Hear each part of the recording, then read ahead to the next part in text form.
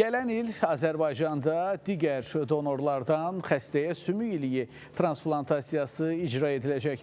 Təbibin icraçı direktoru Vüqar Qurbanov bildirib ki, tibbi xidmətin icrası üçün danışıqlara başlanılıb. Vüqar Qurbanov həmçinin bildirib ki, bəzi tibb müəssisələrində stomatoloq ştatı ləğv ediləcək.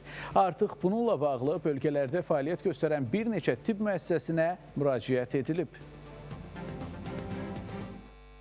Gələn ildən sümük iliyi köçürülməsində xarici donorlardan istifadə ediləcək. Təbibin icraçı direktoru Vüqar Qurbanov bildirib ki, artıq bununla bağlı müəyyən ölkələrlə danışıqlara da başlanılıb. Uyğunluq testlərinə gəlincə, digər ölkələrin donor bankları ilə də artıq müzakirələr gedir və bununla bağlı da ciddi addımlar atılır.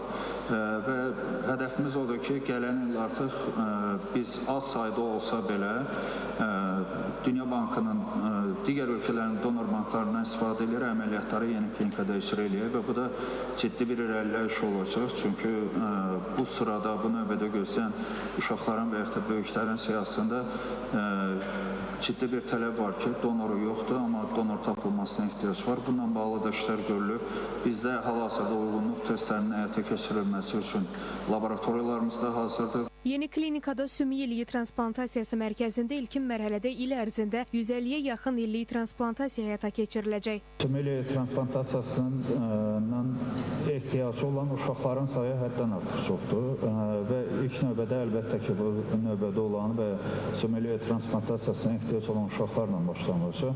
Amma böyüklər də nəzərdə tutulub ki, bu şöbədə leykoz xəstəliyinə və digər onkoloji xəstəliklərdən, qan xəstəliklərindən əziyyət çəkən vətəndaşlarımıza da bu şöbədə xidmət göstəririz. Azərbaycanda elə tibb müəssisələri var ki, oradakı stomatoloqa il ərzində bir nəfər belə müraciət etmir. Bu səbəbdən də bir sıra bölgələrdə stomatoloq ştatının ləğvi nəzərdə tutulub. Bununla bağlı addımları atmaq üçün təbib ciddi islahatlar həyata keçirəcək və gələcək dövrlərdə də bu stomatoloqlarla bağlı əlbəttə ki, araşdırma yerində gedir.